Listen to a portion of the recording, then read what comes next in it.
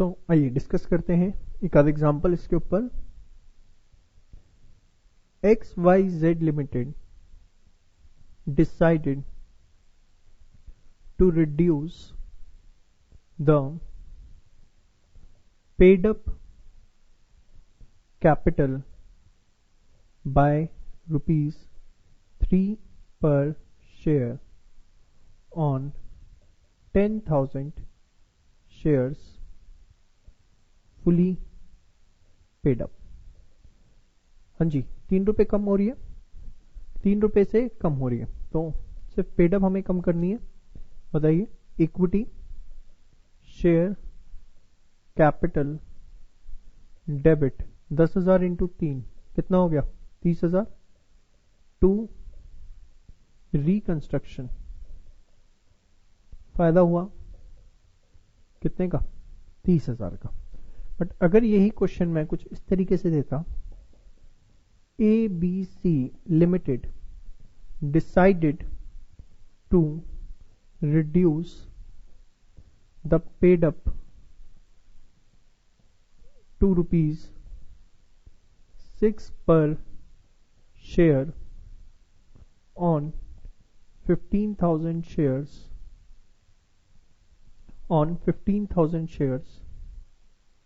fully paid up। हाँ जी, इसमें आप कहेंगे कि सर इसमें साथ साथ फेस वैल्यू भी हमारी कम हो रही है, तो equity share capital debit to equity share capital. हाँ जी, कितना था पहले?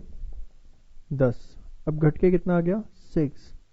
सारा बेनिफिट जो है वो कहाँ चला जाएगा सर? वो चला जाएगा हमारा रिकंस्ट्रक्शन अकाउंट में। 15,000 शेयर थे तो 1.5 लाख, यहां आ गया आपका 90,000 और यहां आ गया आपका कितना? 60,000। Got it?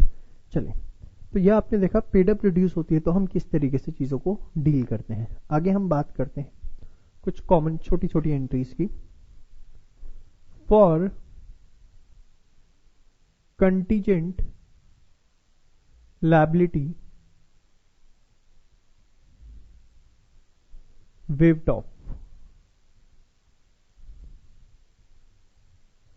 For contingent liability waived off, क्या मतलब होता है कंटीजेंट लायबिलिटी वेव्ड ऑफ? भाई कंटीजेंट लायबिलिटी सबसे पहले होती क्या है? लायबिलिटी डिपेंडेंट ऑन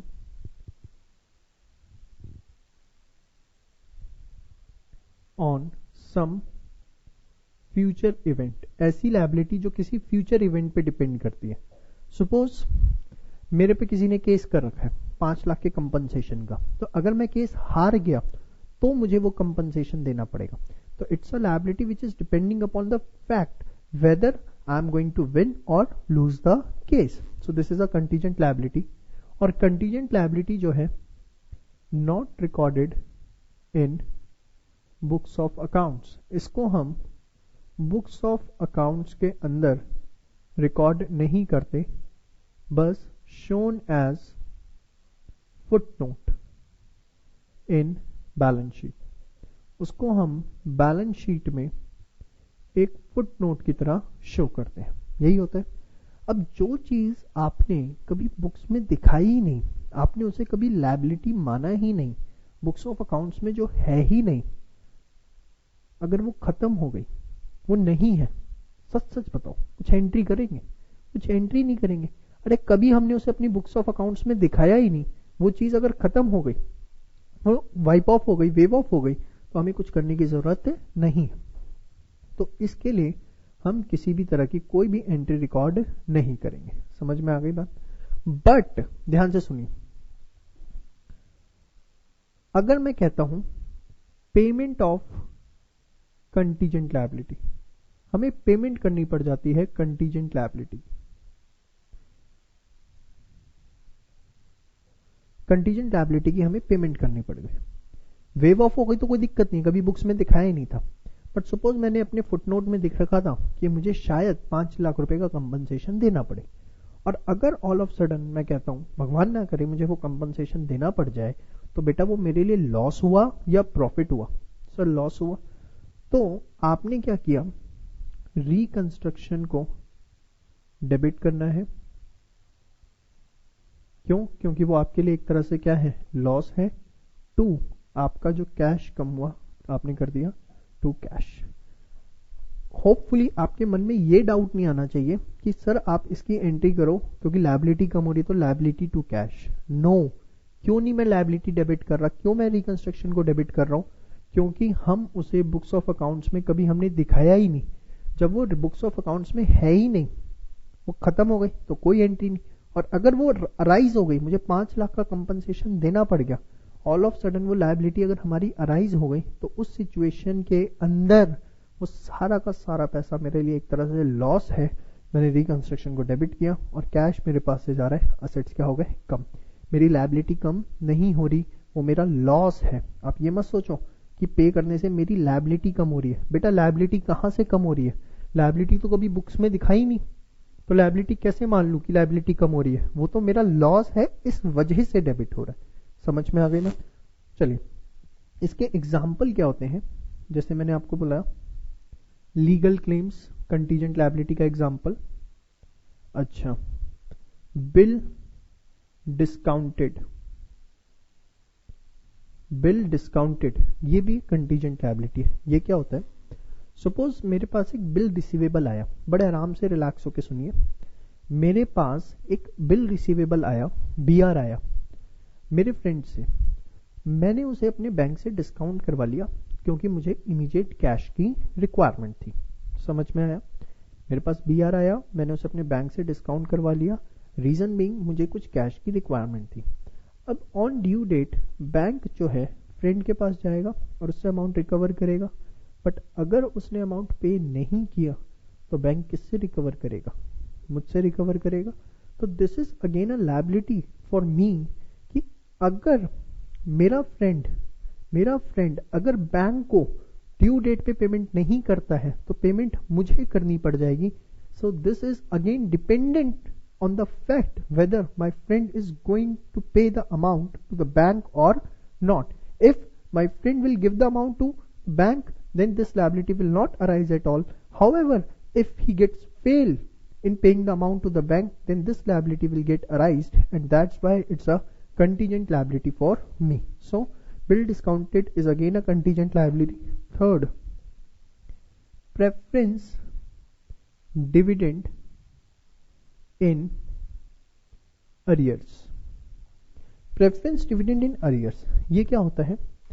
सपोज आपकी कुछ प्रेफरेंस शेयर कैपिटल है जिसपे आपने पिछले 4 सालों से डिविडेंड पे नहीं किया।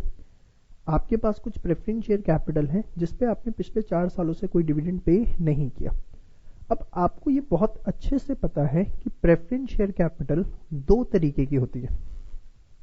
प्रेफरेंस कैपिटल 2 तरह की होती है, एक होती है क्यूमुलेटिव और एक होती है नॉन क्यूमुलेटिव। जिनको नहीं पता वो ध्यान से सुने, एक होती है क्यूमुलेटिव और एक होती है नॉन क्यूमुलेटिव। ये क्या होता है? अगर कंपनी प्रेफरेंस शेयर होल्डर्स को सपोज पिछले 3 सालों से डिविडेंड पे नहीं किया या 4 सालों से, और 5th ईयर में कंपनी के पास प्रॉफिट आए, तो कंपनी को 5th ईयर में सिर्फ करंट ईयर का डिविडेंड नहीं देना, पिछले 4 सालों का भी डिविडेंड पे आउट करना पड़ेगा। तो ऑल टुगेदर कंपनी को 5 सालों का डिविडेंड पे आउट करना पड़ेगा, which is known as cumulative preference. ऐसे जो प्रेफरेंस शेयर्स होते हैं उन्हें क्यूमुलेटिव बोला जाता है। क्यूमुलेटिव में क्या होता है कि अगर किसी पर्टिकुलर ईयर में आपने लॉसेस के चलते या किसी भी कारण से डिविडेंड नहीं पे किया तो वो इग्नोर नहीं होता। इन फ्यूचर ईयर्स अगर प्रॉफिट्स आते हैं तो वो आपको सारा का सारा पे करना पड़ता है। नॉन क्यूमुलेटिव, इसमें क्या होता है सर कि सपोज कंपनी ने 3 साल डिविडेंड नहीं पे किया, चौथे साल प्रॉफिट्स आए, वो डिविडेंड पे कर रही है, तो सिर्फ उसे चौथे साल का डिविडेंड देना है अगर वो नॉन क्यूमुलेटिव प्रेफरेंस शेयर्स है। पिछले 3 सालों का उसको डिविडेंड पे करने की जरूरत नहीं है। तो अगर प्रेफरेंस डिविडेंड इन अरियर लिखा हुआ है, इसका मतलब क्या है कि हमने कुछ सालों से डिविडेंड पे नहीं किया। अब हमें कब डिविडेंड ये पे करना पड़ेगा? जब कंपनी के प्रॉफिट्स आएंगे, अदरवाइज हमें पे करने की जरूरत नहीं है। तो इसीलिए इसे कंटीजेंट लायबिलिटी में हमने शो कर रखा है। Contingent liability in the sense कि अगर फ्यूचर में सपोज 4 सालों से हमने डिविडेंड पे नहीं किया, तो ये हमारे लिए क्यों कंटीजेंट लायबिलिटी है? क्योंकि ये हमें तभी पे करना है जब हमारे पास इतने प्रॉफिट्स आएंगे। अगर प्रॉफिट्स नहीं आएंगे तो हमें ये पे करने की भी जरूरत नहीं है। तो preference dividend in arrears, arrears मतलब हमने पे नहीं किए हैं काफी टाइम से, आउटस्टैंडिंग है, वो भी हमारे लिए कंटीजेंट लायबिलिटी होती है। इंटरनल रिकंस्ट्रक्शन के क्वेश्चन में ये आपको बहुत फ्रीक्वेंटली देखने को मिलेगा, ऑलमोस्ट हर क्वेश्चन में। प्रेफरेंस डिविडेंड इन अरियर्स या तो कहेगा वेव ऑफ हो गया तो कोई एंट्री करने की जरूरत नहीं है, या कहेगा पे करना है तो आप कर दोगे रिकंस्ट्रक्शन टू कैश। तो होपफुली आपको कंटीजेंट लायबिलिटी का ट्रीटमेंट समझ में आया सारा का सारा। आप फटाफट एक बार इसे सारा का सारा जो मैंने बोर्ड पे लिखा है, एक बार इसे आप सारा का सारा नोट डाउन कर लीजिए।